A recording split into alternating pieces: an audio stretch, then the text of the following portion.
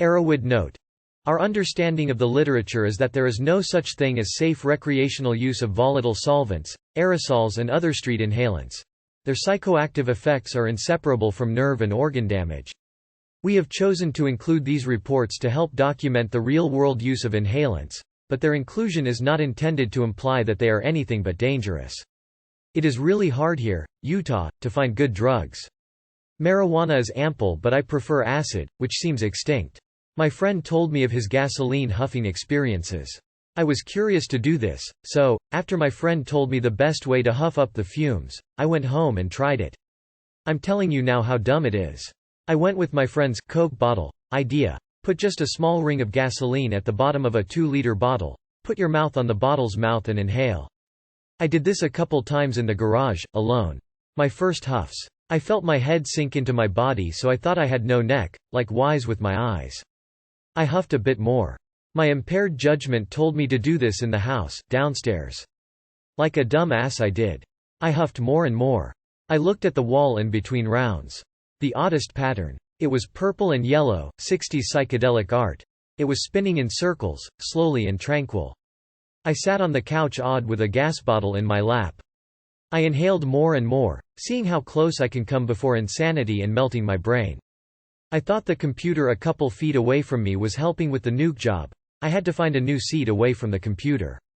Finally, I was so completely gone, not the good gone, but awake nightmares about myself as a child. I actually started drinking gas. Like I said, it was in a 2-liter bottle, so subconsciously I thought it was soda or something. I passed out. I had this nightmare about me back 10 years ago when I was 3 or 4. From the sins I did, God decided to punish me. He threw a beehive from the purple and black heavens. It hit me in the mouth. The juice of the beehive got all over my face and stung. It stung so bad. I woke up later, and, come to find out, I had actually still been drinking the gasoline while I was passed out. The beehive in my nightmare was actually the 2-liter bottle, and all the gasoline spilled out onto my face. That was what was stinging. I looked at the couch I was sitting on. It was drenched on the front side. I figured it was the spilled gasoline or my vomit, both I find out. I'm still too fucked up to clean it up or to do anything about it. I heard my dad walk into the house upstairs, home from work.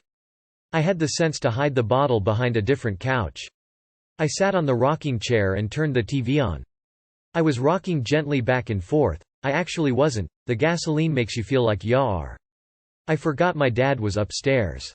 A couple minutes later, I turned my head to the left. There he was. He was screaming at me, asking me why the house stunk like gas. I hurried and ditched upstairs.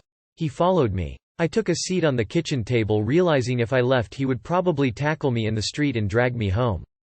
After he calmed down a little, I constructed enough words, and brain cells, to tell him that I was lighting gas on fire outside and it must have got on my shoes. Him, being an adolescent himself, didn't believe me and stormed downstairs looking for evidence that I was inhaling.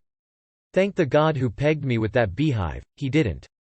He left back to work and I, coming down, cleaned up my mess. He still doesn't believe me, I don't think, but he hasn't disowned me, not yet. If there is anybody who is reading this who is planning on huffing gas, I say that experimenting is good, but only once or twice. After that you lose reality and you're incapable of thinking. Seriously, the friend who taught me how to do the 2-liter bottle trick is completely gone mentally. I went through hell that experience. Not really hell, but mental deterioration. It took a couple days to straighten out who I was. When I passed out I honestly thought I was 3 again. I came to, after the beehive, and for a couple of minutes, thought I was 20+ years in the future. Besides that one hallucination, it was not psychedelic, thus, I don't recommend it. Psychedelic is Latin for mind-altering. What is Latin for mind-melting?